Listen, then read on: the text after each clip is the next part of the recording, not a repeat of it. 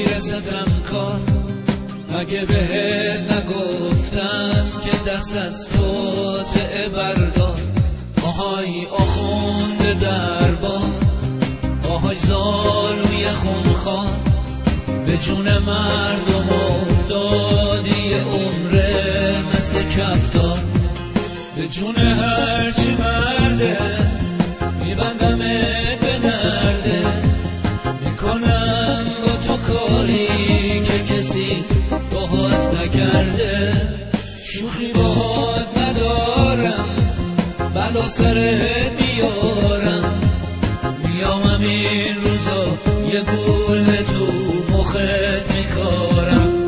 آهای ازگل یابو، گولا رو کردی بارو، دیگه پات لب دوره پیر محشر و حیات کو.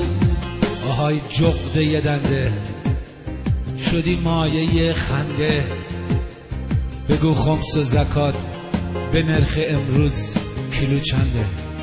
کیلو چنده؟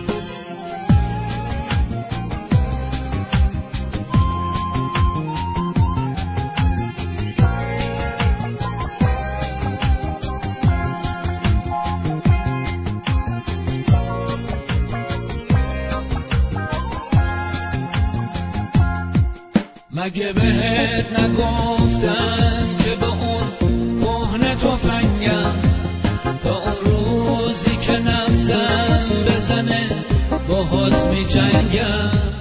دیگه راهی نمونده برا تا خوندگه، پس دیگه چاره ای نیست چون که رسیدی ته بومبست.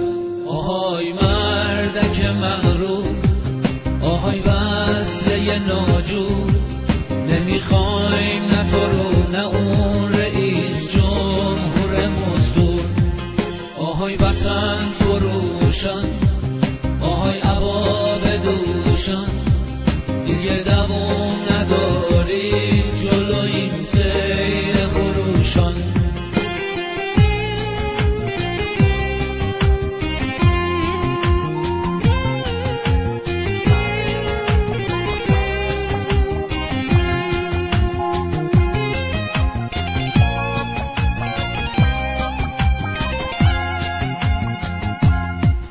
برید کفن بدوزی، کفن به تن بدوزی، همین روزاست که با آتیش خشممون بسوزی.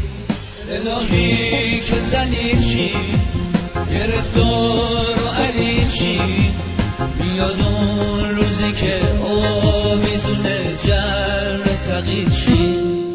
آهای وطن فروشان، آهای عباب دوشان، دیگه دوام نداری جلو این سیر خروشان. آهای وطن فروشان، آهای عباب دوشان، دیگه دوام نداری جلو این سیر خروشان. آهای وطن فروشان، آهای عباب دوشان، دیگه دوام ندارید جلو این سیل خروشان.